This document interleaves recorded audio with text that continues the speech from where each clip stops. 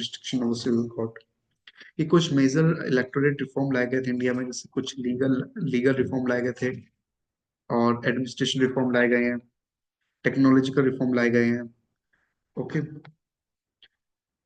ये कुछ सजेशन है, ये चैलेंजेस है हमारे पास, सिग्निफिकेंस क्या है इलेक्शन रिफॉर्म का। Okay, this is only small part of presentation is left.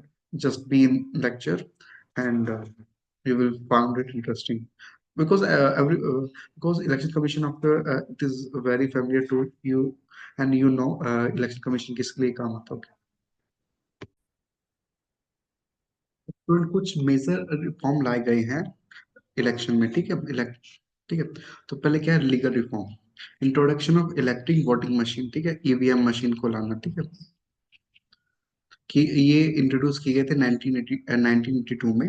इनको इम्प्लीमेंट किया गया था पूरे कंट्री में 2004 में, ताकि जो माल प्रैक्टिस हो रही है और जो काउंटिंग में एरर आ रही है उसको क्या कर सके, हम उसको ओवरकम कर सके।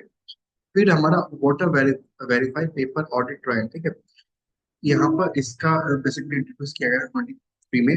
यहाँ पर हमारे पास क्या था, voter verify paper audit trial, मतलब एक पेपर है, ठीक है। जब कोई भी कैंडिडेट इलेक्शन अपनी वोट को कास्ट करने जा रहा है, तो वहां पे क्या होगी, उसकी एक फोटो होगी और वहां पे उसकी डिटेल होगी, ठीक है। और फिर वहां पे उसको एक अपना आई गेस थंब लगाना होता है, ठीक है, हाँ थंब लगाना होता है। तो उससे क्या होगा, वो वेरीफाई हो जाएगा कि इस पर्सन ने अपने वोट को कास्ट कर दिया है। उसको बोला जाता है voter verify paper audit trial. Okay, okay, कि ताकि हम वेरीफाई कर सके कि किसने वोट किया है, ताकि ताकि जो कई या पहले क्या हो रही थी, जो एक पर्सन है वो बार बार वोट कर का चांसेस होता था।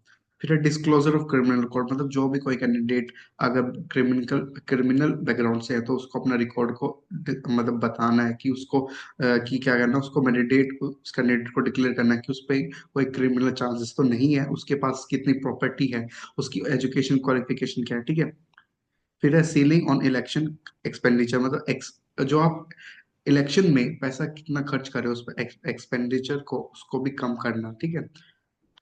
ओके, उसको लिमिट कर दिया गया था। फिर एंटी डिफेक्शन लॉ लाया गया, एंटी डिफेक्शन लॉ लाया गया था 1985 के, ठीक है। यहाँ पे क्या है, यहाँ पे प्रिवेंट किया जाए इलेक्टेड मेंबर को कि वो स्विच ही ना कर ले पार्टी से, वन टू अनदर पार्टी से स्विच करते थे पहले, ओके। और जिसकी वजह से क्या है, गवर्नमेंट में स्टेबिलिटी नहीं रहती थी।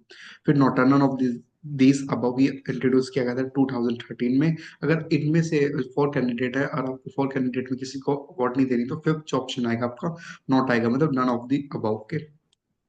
फिर कुछ एडमिनिस्ट्रेटिव रिफॉर्म लाए गए थे, जैसे मोड कोड ऑफ कंडक्ट लाना, ठीक है, कि कैसे हम इलेक्शन कमीशन के द्वारा ये इन्फोर्स किए जाते हैं कि बिहेवियर चेक करना, रेगुलेट बिहेवियर चेक करना पॉलिटिकल पार्टीज का, कैंडिडेट का ड्यूरिंग द इलेक्शन, ठीक है। ओके, फिर systematic voter education, electorate participation, फिर कंट्रोल ऑन पेड न्यूज, ठीक है, इलेक्टोरेट रोल प्यूरिफिकेशन, कहने का मतलब कि वो जो वैलिड आईडी हो उससे उसको चेक करना, ठीक है, जिससे डुप्लीकेट एंट्रीज ना हो सके। फिर टेक्नोलॉजिकल रिफॉर्म लाना, जैसे ऑनलाइन वोटर रजिस्ट्रेशन करना, back chain technology for voting, mobile app for reporting violation, ठीक है, ये और बाकी सब, ठीक है, ये क्या थे हमारे टेक्नोलॉजिकल रिफॉर्म भी लाए गए।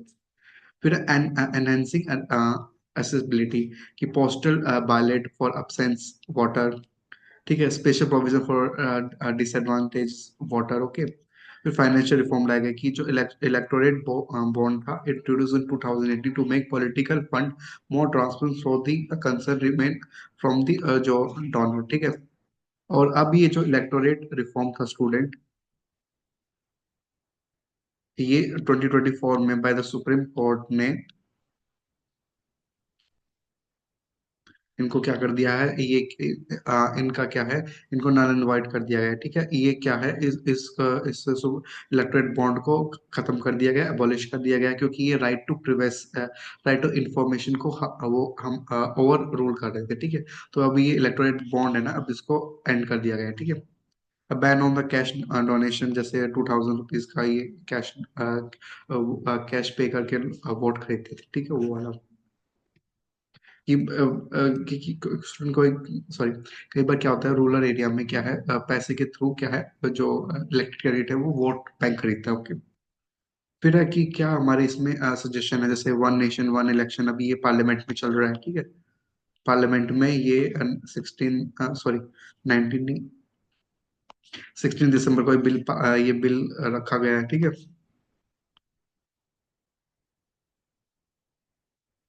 ये बिल रखा गया है, one nation one election. Okay.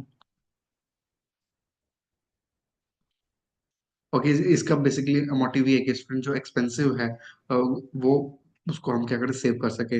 Right to recall, ठीक है। State funding on election, ban on criminal candidate, स्टेटिंग and हमें जो एंटी डिफेक्शन लॉ है उसको और भी स्ट्रेंथन करना। कुछ चैलेंजेस आते हैं जैसे क्रिमिनलाइजेशन ऑफ पॉलिटिक्स, क्या है कई बार क्या है, जो क्रिमिनल कैंडिडेट, जो क्रिमिनल बैकग्राउंड से कैंडिडेट है वो क्या है इलेक्शन जीत भी जाते हैं, ठीक है। तो वो एक हमारा चैलेंजेस है।